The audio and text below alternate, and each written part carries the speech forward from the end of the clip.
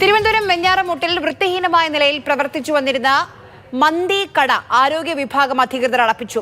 MC റോഡിൽ Venjaramoodu junction സമീപം പ്രവർത്തിക്കുന്ന സഹർ അൽ മന്തി കടയാണ് സ്പെഷ്യൽ പരിശോധനാ സംഘം പൂട്ടിയത്. അധികൃതരുടെ മുന്നറിയിപ്പ് അവഗണിച്ച് വൃത്തിഹീനമായ സാഹചര്യത്തിൽ പ്രവർത്തനം തുടർന്നതോടെയാണ് നടപടി സ്വീകരിച്ചത്. ജിബിൻ JB ഉണ്ട് നമുക്കൊപ്പം. ജിബിൻ, പറയൂ വിവരങ്ങൾ.